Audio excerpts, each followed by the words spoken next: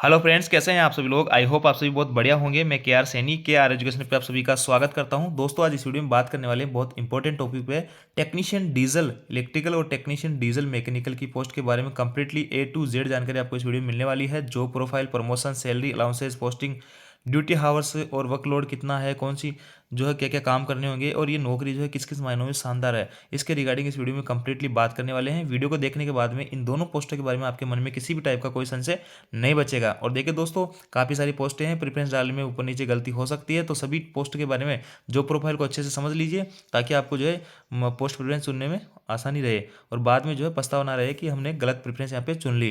देखिए दोस्तों, इस बार जो है टोटल 18 टाइप की टेक्नीशियन के अंदर पोस्ट है। इसमें सबसे पहली जो पोस्ट है टेक्नीशियन ग्रेड फर्स्ट सिग्नल की, ये पहली बार आई है, लेवल 5 की नौकरी है। इसके ऊपर मैंने A to Z video complete video यहाँ पे डाला हुआ है, सारा कुछ इसमें आपको मिल जाएगा। इसके बारे में पोस्ट के बारे में जानकारी दी है। और टेक जो 4 नंबर पोस्ट है CNW की, इसके ऊपर भी आपको वीडियो मिल जाएगा। इसमें भी आपको CNW के बारे में कंप्लीटली जानकारी दी गई है, उनका क्या क्या काम रहेगा, प्रमोशन वगैरह, सैलरी, अलाउंसेस, सारा कुछ। और SNT के ऊपर जो 15 नंबर पोस्ट है, इस पर भी मैंने कल वीडियो डाला था, काफ़ी अच्छे रेस्पॉन्स आए और काफ़ी छात्रों ने डिमांड की थी कि सर अगला वीडियो जो है यहाँ पे डीजल इलेक्ट्रिकल और डीजल मैकेनिकल के ऊपर लाया जाए। तो उनकी डिमांड में आज ये वीडियो बनाने जा रहा हूँ। और आगे जो नेक्स्ट वीडियो बनाएंगे वो किस पोस्ट पे बनाएं, आप कमेंट्स करके बता सकते हैं, ताकि मैं आपके कमेंट्स के आधार पर ज़्यादा कमेंट्स जिनके आएंगे उस पोस्ट पर मैं कल वीडियो यहाँ पे डाल दूंगा। देखिए दोस्तों, टेक्नीशियन की तैयारी करने के लिए इस बार जो है कम पोस्टें बहुत ज़्यादा नहीं है, कंपटीशन टफ है, तो इसलिए आप जो है कुछ बेस्ट बुक यहाँ प्रिपेयर कर रहा हूँ। यहाँ पे रीजनिंग के लिए आप जो है ये बुक खरीद सकते हैं। इसमें 8700 प्लस क्वेश्चन है और देखिए 1996 से लेकर अब तक ये विशेष बात है, इसमें प्रीवियस ईयर के क्वेश्चन पेपर आपको सभी क्वेश्चन पेपर चैप्टर वाइज और टाइप वाइज आपको इस बुक में मिल जाएंगे। मैथमेटिक्स के आपको इस बुक में मिल जाएंगे 10,000 प्लस क्वेश्चन है, ऑब्जेक्टिव क्वेश्चन। और ऐसे ही जो है जीके के प्रीवियस ईयर के सारे क्वेश्चन पेपर आपको एग्जाम एक जगह मिल जाएंगे। देखिए दोस्तों, आप किसी भी एग्जाम की तैयारी कर रहे हो, चाहे चपरासी से लेकर IAS तक की, आपको प्रीवियस ईयर का जो क्वेश्चन पेपर का पैटर्न है उसको समझना चाहिए। और तीनों ही बुक जो है इसमें प्रीवियस ईयर के क्वेश्चन पेपर है, तो इनसे आपको काफ़ी मदद मिलने वाली है। आप जो है LP, RPF SI, RPF constable, JEE group D, NTPC किसी भी एग्जाम की तैयारी कर रहे हो, ये बुक जो है काफ़ी हेल्पफुल आपके लिए साबित हो सकती है। लिंक आपको डिस्क्रिप्शन में दिया हुआ है ऑनलाइन बाय करने के लिए, और ऑफलाइन जो है आप किसी भी नियर बाई स्टोर से खरीद सकते हैं। अब चलिए दोस्तों, सबसे पहले देख लेते हैं कि आप जो है यहाँ पे सारे कुछ एग्जाम करेक्ट कर लेते हो और मेरिट में आपका नाम आ जाता है। तो यहाँ पे दो टाइप की पोस्ट हैं, दोनों का ही जो यहाँ पे सेम सेम सा काम रहने वाला है, थोड़ा सा डिफरेंस रहेगा वो मैं आपको क्लियर कर दूंगा। तो यहाँ पे आपको फाइनल सिलेक्शन के बाद आपको जो है ट्रेनिंग के अंदर भेजा जाता है। देखिए, ट्रेनिंग में भेजने से पहले मैं आपको बता देता हूँ कि यहाँ पे जो है इन सब चीज़ों के बारे में बात करेंगे। पोस्टिंग प्लेस, यूनिफॉर्म, ट्रेनिंग कहाँ, कितने दिन, क्योंकि duty house, workload, job profile, promotion, salary और अलाउंसेस और फैसिलिटीज़ वगैरह क्या क्या मिलेगी, सारे कुछ वीडियो में बात करेंगे। फैमिली लाइफ आपकी कैसे रहेगी। देखिए दोस्तों, सबसे पहले आपका सिलेक्शन होने के बाद आपको ट्रेनिंग सेंटर आपका जो भी JDITA रहेगा, जैसे कि NW वालों को उदयपुर भेजते हैं JDITA में ट्रेनिंग सेंटर में, तो ऐसे ही आपका जो भी ट्रेनिंग रहेगा ट्रेनिंग सेंटर, वहाँ पे आपको भेज दिया जाएगा। वहाँ पे जो है आपको पढ़ाया जाएगा, स्टडी वगैरह करवाई जाएगी। फिर प्रैक्टिकल के लिए आपको किसी वर्कशॉप में या किसी भी लोको साइड में आपको भेज दिया जाएगा और वहाँ पे प्रैक्टिकल आपसे ट्रेनिंग करवाई जाएगी। तो यहाँ पे ट्रेनिंग 6 महीने से साल भर की चलती है और इसमें जो है आपको सारा कुछ जो है लोगों के पार्ट वगैरह के बारे में बताया जाता है। और देखिए दोस्तों, यहाँ पे जो मेनली आपका जो यूनिफॉर्म रहती है, यूनिफॉर्म आपकी इस कलर की रहेगी, चाहे आप जो है टेक्नीशियन डीजल इलेक्ट्रिकल में हो या फिर टेक्नीशियन डीजल मैकेनिकल में हो, आपकी इस टाइप की यूनिफॉर्म यहाँ पे रहने वाली है। अब देखिए, यहाँ से ट्रेनिंग पास होने के बाद में वो किसी भी लोको साइड में आपकी पोस्टिंग कर दी जाएगी। देखिए, डीजल लोको साइड में आपकी जो है यहाँ पे पोस्टिंग कर दी गई है, NFR रेलवे में, मालदा टाउन में, या फिर जो है आपका डीजल लोको साइड और किसी लोको साइड में लुधियाना कर दी गई है, या फिर भगत की कोठी BGKT कर दी गई है। आपने जो है सभी जो डीजल रहते हैं, सभी जो लोको रहते हैं, उनके ऊपर एक कोड जरूर देखा होगा कि यहाँ पे BGKT लिखा होगा या फिर TKD लिखा होगा या फिर जो है आपका LDS लिखा होगा। दोस्तों, ये जो इनका शेड का कोड होता है, LDS का मतलब लुधियाना, BGKT का मतलब भगत की कोठी, TKD का मतलब तुगलकाबाद, तो ऐसे जो है इनका लोगों का शेड वो होता है।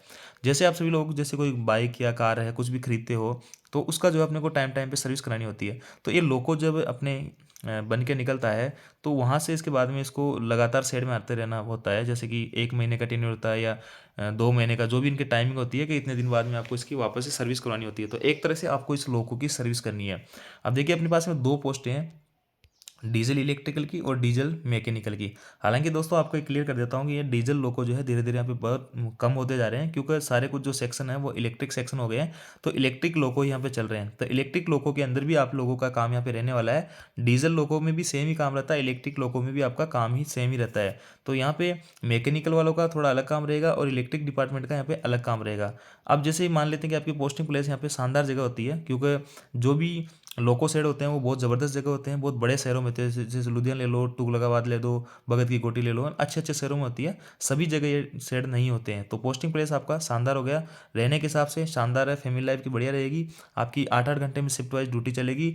नाइट ड्यूटी बहुत रेयरली होती है, बहुत ना के बराबर यहाँ पे नाइट ड्यूटी होती है। बाकी जो सारा काम होता है वो डे में होता है। नाइट शिफ्ट आपके यहाँ पे नहीं लगेगी, तो नाइट ड्यूटी से आप बचे रहोगे। 8 घंटे ड्यूटी करने के बाद अपने हेडक्वार्टर पे, अपने स्टेशन पे, अपने जो है क्वार्टर वगैरह आपको मिलेंगे, सारी कुछ फैसिलिटीज वहाँ पे मिलेगी। तो आप उसमें आपकी फैमिली लाइफ यहाँ पे बढ़िया रहेगी, बच्चों की एजुकेशन, यहाँ पे चिकित्सा वगैरह सारा कुछ आपको बेहतर मिलेगा। तो ये हो जाती है आपकी पोस्टिंग प्लेस की बात में।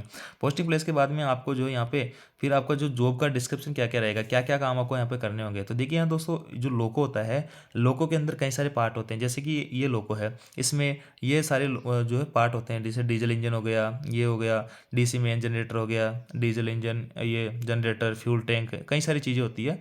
तो यहाँ पे देखिए इलेक्ट्रिकल का जो काम होता है, जैसे कि लोको यहाँ पे मान लो कि किसी शेड से निकल जाता है, लोगों का एक बड़ा शेड होता है, यहाँ पे बहुत सारे लोगों का एक साथ काम यहाँ पे होता है। जैसे कोई लोगो यहाँ से मेंटेन करके, जैसे कि सर्विस अपन इसको बोल देते हैं कि इसकी पूरी सर्विस होने के बाद में ये लोगो जो है यहाँ पे गाड़ियाँ चलाने के लिए तैयार हो जाता है और चला जाता है। इस पे एक सर्विस बुक होती है, इस लोगों के अंदर एक किताब रखी होती है, उसमें ये डेट डाली जाती है कि इस तारीख को, इस तारीख से पहले पहले आपको वापस इस शेड में लाना होगा इस लोगों को, अन्यथा ये इसकी जो है ड्यू हो जाएगी, एक तरह से इसकी जो सर्विस है वो ड्यू हो जाएगी। तो उस दौरान, उसी टाइम पीरियड में इसको वापस जो है इसी शेड में लाना पड़ता है और वापस इसका सारा कुछ काम होता है, जो भी छोटी मोटी इसमें दिक्कत होती है उसको दूर किया जाता है। तो ये काम होता है लोको शेड का, एक तरह से सर्विस सेंटर होता है ये आपके लोको का, डीजल का सर्विस सेंटर। आप यहाँ पे कोच वगैरह का काम नहीं करोगे, ओनली जो इंजन रहेंगे गाड़ी के उनके काम करोगे। और दोनों इंजन यहाँ पे रहने वाले हैं, इलेक्ट्रिक इंजन भी हो सकते हैं और जो है एसी वाले इंजन भी यहाँ पे हो सकते हैं। देखिए इलेक्ट्रिकल इंजन के अंदर जो है कई सारे पार्ट इलेक्ट्रिक वालों के होते हैं, कई सारे पार्ट जो है मैकेनिकल वालों के होते हैं। तो जो भी पार्ट मैकेनिकल वाले, जैसे कि किसी इंजन के टायर खराब हो जाते हैं तो वो मैकेनिकल में जाता है। जैसे देखिए यहाँ पे इतना ऊपर उठा लिया जाता है इंजन को, और फिर जो है इसकी ट्रॉली वगैरह अगर खराब हो जाती है, टायर वगैरह खराब हो जाते हैं, तो ये काम जो है मैकेनिकल डिपार्टमेंट का होता है। मैकेनिकल जो डीजल मैकेनिकल वाले होते हैं, या फिर जो किसी टंकी में गड़बड़ है, दरवाजे टूटे हुए हैं, या और किसी टाइप की कोई समस्या है, तो वो जो है यहाँ पे आपका मैकेनिकल वालों का काम है। अब जैसे इलेक्ट्रिक वालों की मैं बात करूँगी, इलेक्ट्रिक का जो भी काम है इसमें, जैसे कि मान लो आजकल एसी वाले लोग आ रहे हैं, बीजीकेटी वाले जो लोको आ रहे हैं नए, रोजा जो एक सेट है वहाँ से जो लोको आ रहे हैं वो एसी वाले आ रहे हैं, तो किसी की एसी खराब हो जाती है मान लो, तो वो फिर काम इलेक्ट्रिकल वालों का। इलेक्ट्रिकल जैसे किसी हेडलाइट खराब हो गई या कंप्रेसर खराब हो गई, किसी भी जो भी इलेक्ट्रिकल पार्ट है उसमें अगर किसी टाइप का फॉल्ट है, तो वो काम देखेंगे इलेक्ट्रिकल, डीजल इलेक्ट्रिकल डिपार्टमेंट वो काम देखने वाला है। और अगर मशीनरीज में किसी टाइप की कोई दिक्कत है, जैसे कि लोको में कोई दिक्कत है, दरवाजे में है, व्हील में है, किसी भी टाइप की कोई समस्या है, ट्रॉली खराब हो गई, स्प्रिंग टूट गई, जो भी मैकेनिकल काम है, तो वो मैकेनिकल डिपार्टमेंट का रहता है। तो इस लोको सेड में आपको इलेक्ट्रिकल डिपार्टमेंट और मैकेनिकल डिपार्टमेंट दोनों के ही लोग रहते हैं। तो ये दोनों ही पोस्ट जो है सेम सेम सी रहती है, बस इनका काम अलग अलग रहता है। डीजल वालों इलेक्ट्रिक वालों का जो इलेक्ट्रिक काम देखना है लोको के अंदर, और मैकेनिकल वालों का जो है मैकेनिकल का काम यहाँ पे देखना होगा। जैसे कि ये काम जो है मैकेनिकल वालों का है, अगर किसी इंजन की ट्रॉली अगर खराब हो जाती है, व्हील वगैरह चक्के वगैरह नए डाले जाते हैं, तो ये जो काम है वहाँ पे मैकेनिकल वालों का रहेगा। और ये देख लीजिए मैकेनिकल वालों का ये भी काम रहेगा। और इस टाइप से जो है यहाँ पे आपका जो शेड रहेगा पूरी तरह से, हालांकि ये बोगियों का काम कर रहे हैं, लेकिन आपको जो है ओनली लोको का काम करना है।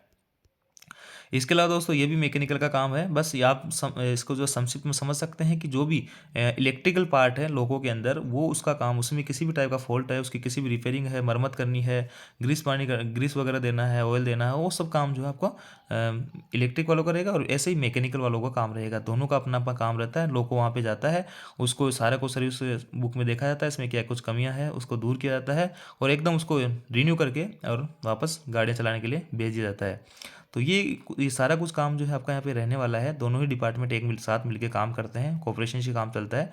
तो मेनली आपका ये काम रहता है। पोस्टिंग प्लेस बढ़िया रहता है, अच्छी जगह रहता है, और वर्कलोड भी कोई खास नहीं रहता है। त्योहारों के दिन आपकी जनरली छुट्टी रहती है, और लोगों में कोई छोटी मोटी समस्या आती है, जनरली कई बार बड़ी समस्याएं ना के बराबर आती है। तो ज़्यादातर जो छोटी समस्या आती है उनका आप अपना काम करके यहाँ पे फ्री रहते हो। अपने 8 घंटे की ड्यूटी है, उसके बाद में फ्री, आप यहाँ पे एकदम फ्री रहते हो। इसके बाद दोस्तों बात कर लेते हैं प्रमोशन की। तो प्रमोशन में ऐसा है दोस्तों, सबसे पहले आप जो भर्ती होंगे वो टेक्नीशियन थर्ड में यहाँ पे भर्ती हो रहे हो। 1900 आपका ग्रेड पे रहेगा, 19,900 आपका बेसिक रहेगा। आप यहाँ से 2-3 साल में, कम से कम 2-3 साल में, ज़्यादा से ज़्यादा 4 या 5 साल में आप जो है टेक्नीशियन सेकंड में हो जाओगे। क्योंकि इसका कोई फिक्स टाइमिंग नहीं होता है, ये डिपेंड करता है टाइमिंग का, ऊपर नीचे 1 साल ऊपर नीचे हो सकता है कि आप किस कैटेगरी में है, आपके डिवीजन में कितनी वैकेंसी खाली है टेक्नीशियन सेकंड की, उस हिसाब से। बाकी जनरली 3-4 साल में सबका प्रमोशन टेक्नीशियन सेकंड में हो जाता है। उसके बाद में इतने साल में आपको जो टेक्नीशियन फर्स्ट बना दिया जाओगे, और उसके बाद में 5-6 साल या 7 साल, इसमें थोड़ा सा ज़्यादा टाइम लग सकता है। सीनियर टेक्नीशियन एमसीएम बना देता है, 4200 ग्रेड रहता है, 35,400 आपका बेसिक रहेगा। लेवल 5 फॉलो का 2800 ग्रेड रहेगा, 29,200 बेसिक रहेगा। लेवल 2 इसका टेक्नीशियन सेकंड का 2400 ग्रेड और आपका 25,500 बेसिक रहेगा। अब बात ये आती है कि सर टेक्नीशियन से जेई कैसे बनेंगे, कितने साल लगेंगे। तो देखिए यहाँ तक तो जो है आपका रेगुलर प्रमोशन होता है, इसके लिए आपको कोई भी एग्जाम देने की आवश्यकता नहीं होती है। सीनियरिटी बेस पे आपका ये जो प्रमोशन यहाँ तक होता रहता है। इसके आगे कोई भाई चाहे कि मैं जेई बनना चाहता हूँ, तो जेई बनने के लिए आपको जो है डिपार्टमेंटल एलडीसी कोटे की भर्ती आती है, वो देना होगा। उसके माध्यम से आप जेई बन सकते हैं।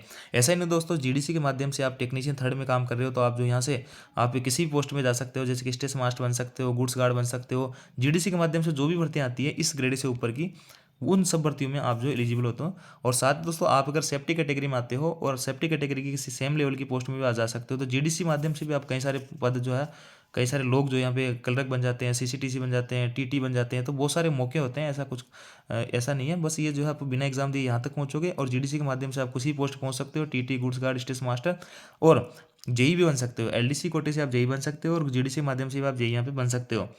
जीडीसी के लिए कोई टाइम पीरियड की बाउंडेशन नहीं है। एलडीसी कोटे के लिए आप कम से कम 3 साल की सर्विस आपके पास में होनी चाहिए। और जेई बनने के लिए भी आपके पास में 2 ऑप्शन होते हैं, एक रैंकर कोटे से भर्ती आती है और एक जो है टैलेंट कोटे से आती है। टैलेंट कोटे में किसी भी सेक्टर में आपकी जो है 3 साल की सर्विस है, टैलेंट कोटे में एग्जाम देके आप जेई बन सकते हो।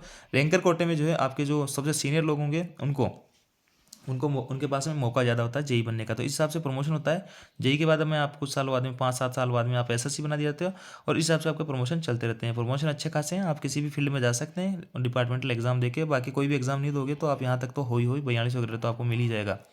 इसके बाद में दोस्तों सैलरी की बात कर लेते हैं। सैलरी इसमें जो है आपको 19,900 इनिशियल बेसिक रहेगा, और 50% डी अभी हो गया है। आप जब लगोगे तो और ज़्यादा हो जाएगा, तो अभी मैं 50% मिनिमम मान के चलता हूँ, तो 10,000 आपका डी हो जाता है। और इसके बाद में ये चीज़ जो है आपको ओनली ट्रेनिंग में, जब तक आपकी ट्रेनिंग चलेगी 6 महीने 1 साल, तो उसमें आपको बेसिक प्लस डी यानी 30,000 के आसपास सैलरी आपको मिलने वाली है।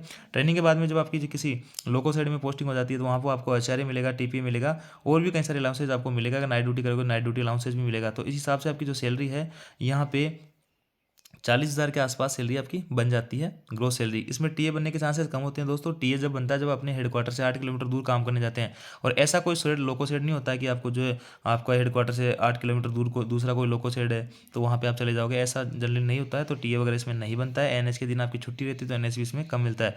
हालांकि अलाउंसेज इसमें बहुत थोड़े कम है दोस्तों। बाकी जो है आपको सैलरी जो है सैलरी थोड़ी सी कम रहने वाली है, 40 के आसपास। बाकी जो है एकदम ऑफिशियल, मतलब एक तो ऑफिशियल तो नहीं कह सकते, लेकिन स्टेबल नौकरी है। आप अपने स्टेशन पे अपनी फैमिली के साथ में अच्छा टाइम यहाँ पे गुजार सकते हो। फैमिली लाइफ के मैंने बता दिया एकदम शानदार रहेगी। 8 घंटे के बाद में आप एकदम अपनी फैमिली के साथ में रहोगे। छुट्टियाँ जो आपको वही सारी छुट्टियाँ मिलेगी जो एक रेलवे कर्मचारी को मिलती है। LAP 30 मिलेगी आपको साल में। LHAP ये जो है फुल 10 मिलेगी, हाफ 20 मिलेगी एक साल में। CL आपको 10 मिलेगी। स्पेशल कैजुअल लीव जो रहती है, ये कोई यूनियन में जा रही है, स्पेशल केसेस में रेलवे किसी काम से जा रहे हो, स्टडी लीव भी आपको मिल जाती है पढ़ने के लिए। लीव नोट ड्यू भी मिल जाती है। और leave rules for school teachers के लिए ML मैटरनिटी लीव, कोई अगर माता जी लड़की है और वो माँ बनती है, तो उसको रेलवे के अंदर 6 महीने की यहाँ पे छुट्टी दी जाती है, मैटरनिटी लीव। और PL अगर कोई मेल एम्प्लॉय है और वो फादर बनता है, तो उसको 15 दिन की पैटर्निटी लीव यहाँ पे रेलवे में दी जाती है। इसके अलावा WLI और CCL चाइल्ड केयर लीव 2 साल की मिलती है, 18 साल का बच्चा होने तक फीमेल को मिलती है। और अगर फीमेल मान लेते हैं कोई कि बच्चा पैदा होने के बाद में कोई फीमेल यहाँ पे एक्सपायर हो जाती है, तो उसका जो फादर होता है बच्चे का, उसको यहाँ पे CCL ले सकता है। वो 2 साल की नया नियम यहाँ पे आया है। तो इतनी सारी छुट्टियाँ आपको मिलने वाली है, छुट्टियाँ अच्छी खासी है। फैसिलिटीज़ की बात करते हैं। देखिए फैसिलिटीज़ में आपको रहने के लिए क्वार्टर मिलेगा, क्वार्टर नहीं मिलेगा तो आपको HRA मिलेगा। रिटायरमेंट बेनिफिट शानदार है, ग्रेजुटी वगैरह यहाँ पे बढ़ा दी गई है 25%। मेडिकल फैसिलिटीज़ आपको मिलेगी, उम्मीद कार्ड रेलवे की तरफ से बनता है, जहाँ से रेलवे किसी भी हॉस्पिटल से आप फ्री इलाज ले सकते हो, और प्राइवेट हॉस्पिटल से भी उससे इलाज ले सकते हो। फैसिलिटीज़ में आपको वो पास पीटो वगैरह हैं, बोनस वगैरह हैं, ड्रेस अलाउंसेज हैं, और भी जो अलाउंसेज है, सारे कुछ अलाउंसेज आपको यहाँ पे मिलने वाले हैं। और अदर बेनिफिट्स भी आपको सारे मिलेंगे। तो इस हिसाब से शानदार नौकरी है। पोस्ट सैलरी हालांकि इसमें थोड़ी कम है, बाकी जो है स्टेबल नौकरी है, अच्छी जगह रहोगे, फैमिली को अच्छा खासा टाइम दे पाओगे। तो ये कुछ जानकारी मैंने यहाँ पे देने की कोशिश की है। टेक्नीशियन डीजल, इलेक्ट्रिकल और मैकेनिकल। डीजल, इलेक्ट्रिकल मैकेनिकल का आप काम समझ गए होंगे। इलेक्ट्रिकल के जो भी काम होंगे लोगों के अंदर, और वो सब काम इलेक्ट्रिकल डिपार्टमेंट देखेगा, और मैकेनिकल का सारा काम मैकेनिकल डिपार्टमेंट देखेगा। तो इस हिसाब से आप देख सकते हैं कि आप इस जॉब के लिए प्रिपेयर करना आप चाहो कि मैं इस जॉब में सूटेबल रहूँगा, तो आप इस जॉब को प्रिपेयर कर सकते हैं। बाकी इलेक्ट्रिकल की जो काफ़ी सारी पोस्ट हैं उनके ऊपर भी अपन डे बाय डे पर चर्चा करेंगे। Thank you. अगर वीडियो आपको अच्छा लगा तो वीडियो को लाइक जरूर कीजिएगा दोस्तों, और शेयर जरूर करें। आपका एक लाइक और एक शेयर जो है हमें काफ़ी मोटिवेशन देता है। Thank you.